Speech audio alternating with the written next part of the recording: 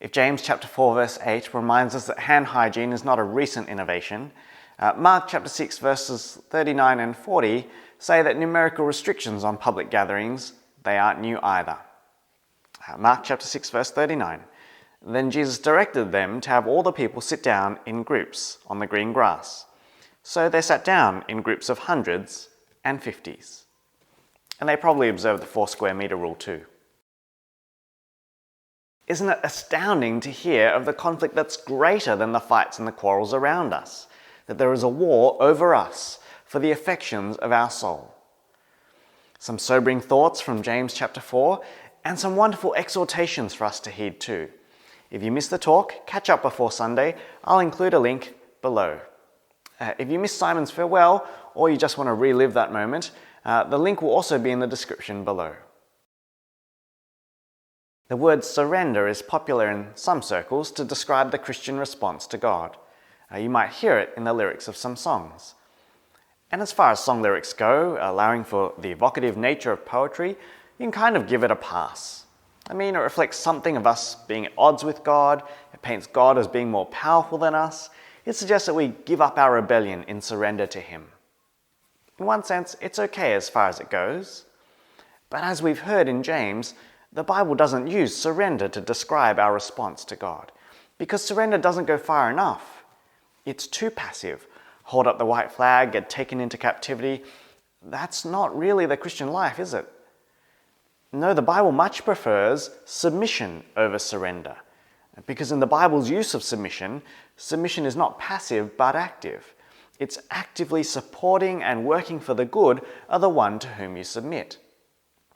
Too often we read submission and we think something more like surrender. But when Jesus sets his face to the cross in submission to the Father, he shows us just how active and engaged proper submission should be. So active is biblical submission that Paul can even use the word slavery to describe it. So in Romans chapter 6 verse 18 he says, "You've been set free from sin and have become slaves to righteousness." But there is a bigger picture to slavery. Luke's going to share his brief thoughts from his Moore College assignment. In John 8, Jesus says in verse 34, "Very truly I tell you, everyone who sins is a slave to sin." Slavery is a rampant theme found throughout the Old and New Testaments. The first things that likely come to mind are the physical enslavement of Israel under Egypt and Babylon. But it is Jesus here in John who points out that spiritual slavery to sin is the real problem that every human being from the very beginning of time has faced. In the Garden of Eden, by choosing to disobey God's one condition for living there, Adam and Eve's eyes are open to the knowledge of good, choosing to obey their Creator, and the alternative, evil, choosing to disobey their Lord and Creator, which is sin. And Genesis 6:5 summarizes the choice all humanity has made, enslaving themselves to sin, where it says, "Every inclination of the thoughts of the human heart was only evil all the time." Fortunately, instead of choosing to reject us like we rejected him, God sets in motion a perfect rescue plan to free his creation from slavery to sin through Israel. Now, Israel never truly saw this, but as followers of Jesus, we can look at the Exodus as a framework of God's rescue plan and marvel at its beauty. Enslavement under the ruthless power of Egypt was necessary to reveal the hopelessness of our slavery under sin. The plagues show the just wrath of the Creator on a rebellious creation.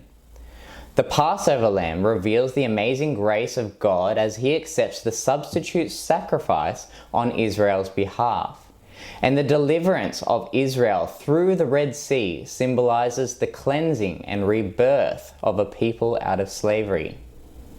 And yet, even at the height of Israel's greatness under David and Solomon, it is still obvious that while Israel is no longer in chains under Egypt, they remain slaves to sin. And so prophets like Daniel and Isaiah start to predict a time when people of all nations, both living and dead, will be eternally, spiritually, and physically set free through the Messiah, the Son of David.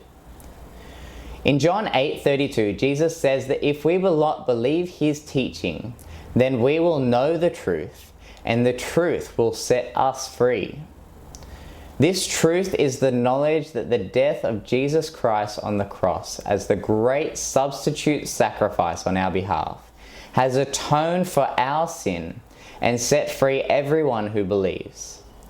So rather than continuing to obey our evil desires, as Paul says in Romans 6, as the children of God, we now offer ourselves as slaves, but to righteousness. This is true freedom as it was intended in Eden, obeying the one who created us and who has now also set us free. Or, as Jesus, the Son of God, puts it in John 8:35, a slave has no permanent place in the family, but a son belongs to it forever. So if the Son sets you free, you will be free indeed. Whether you're working out the right word to use in your next Christian song or you're contemplating life in a lockdown Melbourne tower, hopefully you found that helpful.